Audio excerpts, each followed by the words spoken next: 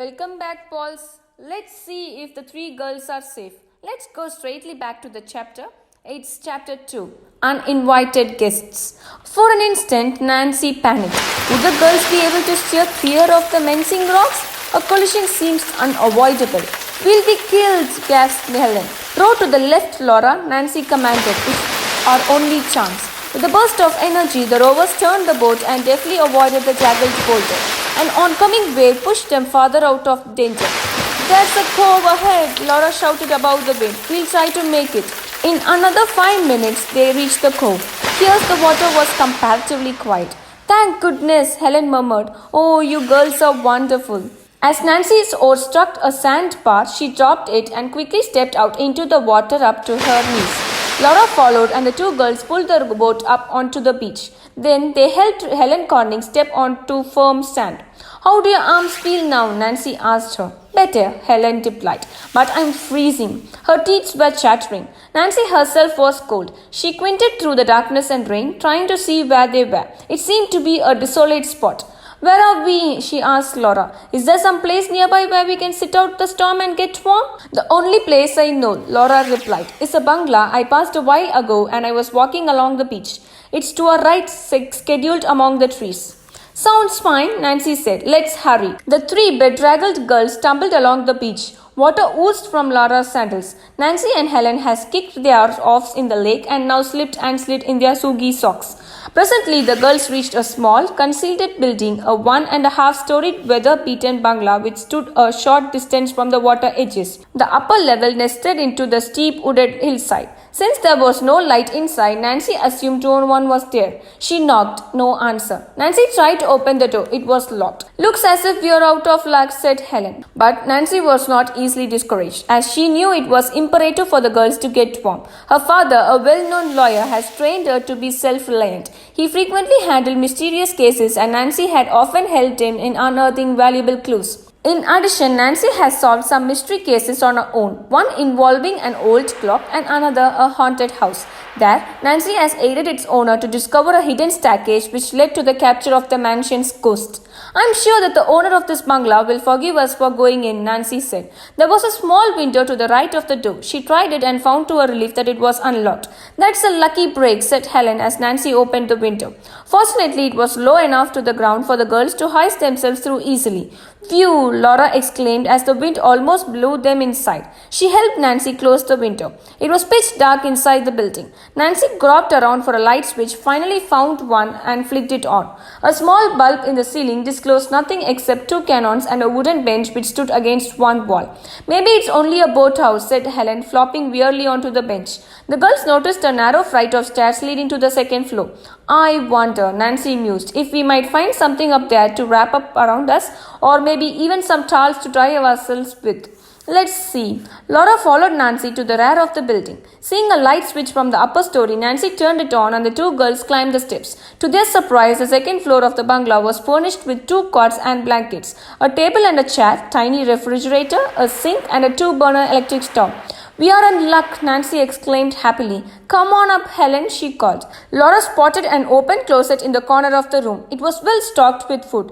She held up a can of prepared cocoa. Under the circumstances, she said, I doubt that the owner of this place would object if we made something warm to drink.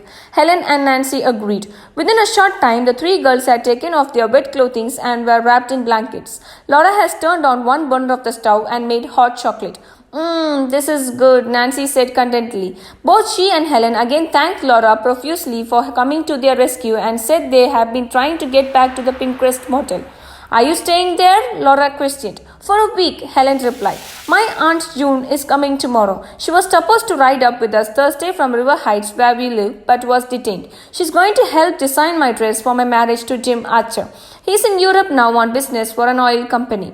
When he returns to the States, we'll be married. Nancy Drew asked Laura if she too was a summer visitor at the resort. When her questions met with silence, Nancy was surprised to see tears gathering in Laura's eyes. I'm sorry, Laura, Nancy said instantly. You've been through a terrible ordeal. You should be resting instead of talking. Of course, Helen agreed. Laura blinked her eyes, then said soberly, You don't understand. You see, my mother passed away a month ago and she could not continue. Nancy impulsively put an arm around Laura's shoulders. I do understand, she said, and told of losing her own mother at the age of 3. Helen added, Nancy lives with her father, a lawyer, and Hannah Green, their housekeeper. I am an orphan, Lara stated simply. My father was in boat accident nearly 6 years ago. She explained that Mr. Pendleton's sailboat had capsized during a storm. He had been alone and no one had been near enough to save him. That's why, Lara added. I knew I had to save whoever was crying for help on the lake today. I love to walk in a storm. Nancy and Helen felt their hearts go out of to the parentless girl. Not only was Laura brave, but also she showed great strength of character. With whom are you staying now? Nancy asked Laura. The girl looked troubled. I'm alone at the moment. I checked in the Montevideo Hotel just this morning. But my guardian Jacob Auburn and his wife Mariana are to arrive sometimes this evening. They're taking me to their summer house at Melrose Lake. I believe it's near here. Yes, it is, Nancy said. Do you know the Abbons? Helen asked. Laura said that she did not remember the couple. Her mother had frequently spoken of them, however. Mr. Abbon is distantly related to my mother, and it was her request that he become my legal guardian in case of her death. Laura gave a slight sob that went on, but no answer came from a lawyer letter to Mr. Aubin, who was traveling. How strange, Nancy remarked. Finally, I wrote to Mr. and Mrs. Aubin myself at the Melrose Lake address, Laura said. The truth, what I needed some money at a down payment on tuition at the boarding school I attend. And they replied, Nancy asked. Yes, Mr. Aubin told me to come here and he and his wife would meet me. Helen interrupted. Then everything is settled, so you should be happy. The girl shook her head. I feel I'm not wanted. The letter was cordial. Oh dear, what shall I do? Nancy gave Laura a hug. You'll be at school and during vacation you can visit friends. And you have a new friend named Nancy too. Oh Nancy, you are sweet. Laura smiled for the first time, but in a moment her mood began sad again. Living that way isn't like having your own home. Mother and I had such wonderful time together. She brushed away a few tears. Nancy wanted to learn more about but saw by her waterproof watch that it was 6 o'clock. Laura would have to hurry off to meet her guardian. The sky was getting lighter and the rain has almost stopped. We would better leave, she suggested to Helen and Laura. The girls washed the cups and saucepan, dressed and put the blankets where they had found them. Before leaving the bungalow, Nancy wrote a note of thanks to the owner, signing it 3 grateful girls. As they were parting, Laura said, If my guardians don't arrive, I'll call you and arrange a date for tomorrow. Please do, Nancy and Helen urged and waved goodbye. When they reached the Pinecrest Motel, the 2 girls went at once to talk to Mr. Franklin, the manager. They told him about the sunken motorboat, expressing extreme regret and assured him that their parents would pay for the craft. Don't worry about that, the manager said. We have insurance which takes care of such accidents. I'm just glad you girls are all right. At that moment, a short, thin woman swaggered into the office. Her print dress was mud splattered and she had lost the wheel to one shoe.